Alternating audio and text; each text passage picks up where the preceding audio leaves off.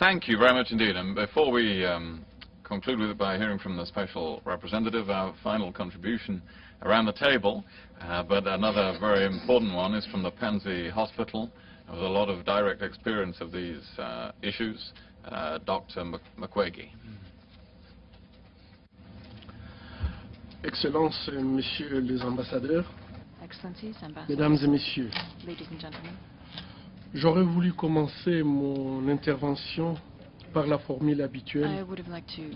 J'ai l'honneur et le privilège de prendre la parole devant vous. Hélas, les femmes victimes de violences sexuelles à l'est de la République démocratique du Congo sont dans le déshonneur.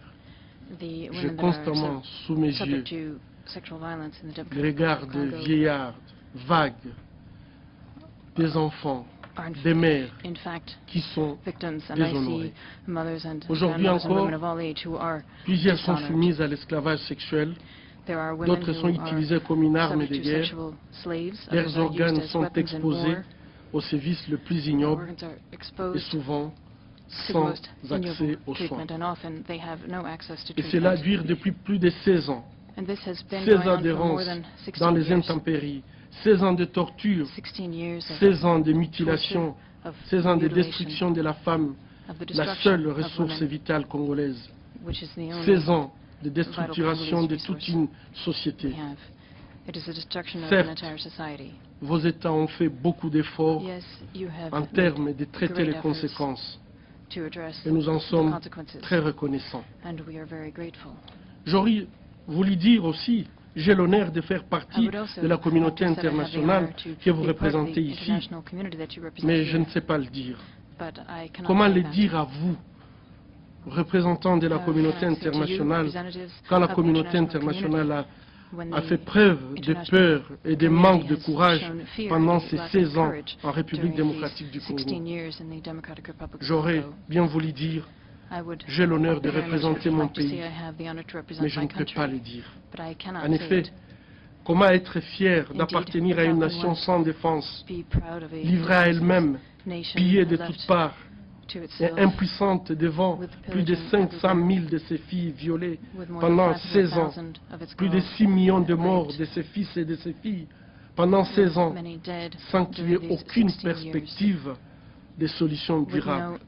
Non, je n'ai ni honneur, ni privilège. J'ai un cœur très lourd.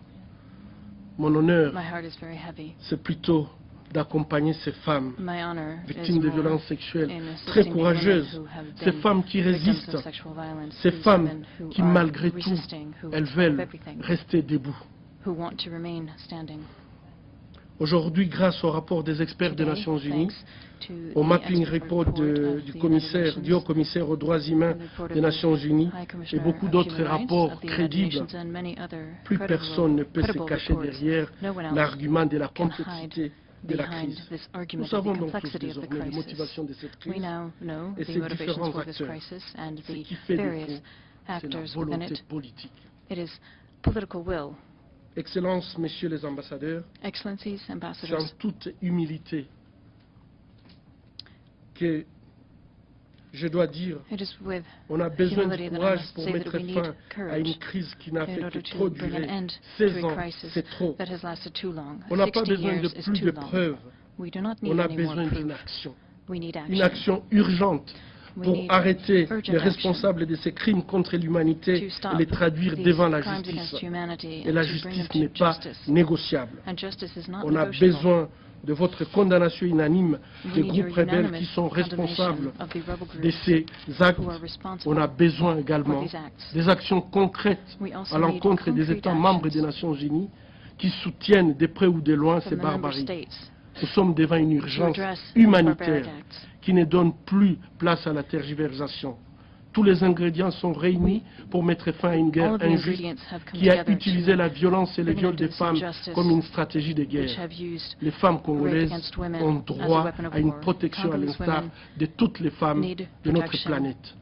Vouloir mettre tous ces rapports crédibles dans les tiroirs de l'oubliette, c'est rapporter atteinte grave à la crédibilité des différentes résolutions des Nations Unies exigeant la protection des femmes en période de conflit et donc tout simplement décrédibiliser toute notre institution qui pourtant est censée garantir la non-répétition du génocide. Les acquis de la civilisation reculent. Ils reculent par les nouvelles barbaries qu'on peut observer en République démocratique du Congo, en Syrie, mais aussi ces reculs est dû au silence assourdissant et le manque de courage de la communauté internationale. Nous ne saurions pas taire la vérité car elle est têtue. Nous devrions plutôt l'affronter pour éviter de trahir nos idéaux. J'ai l'honneur de dire que le courage des femmes victimes de violences sexuelles à l'est de la République démocratique du Congo finira par vaincre le mal. Aidez-les à retrouver la paix. Je vous remercie.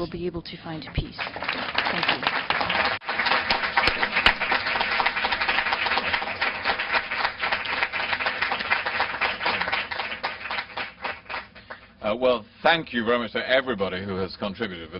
Everybody has given a powerful and relevant statement on this issue.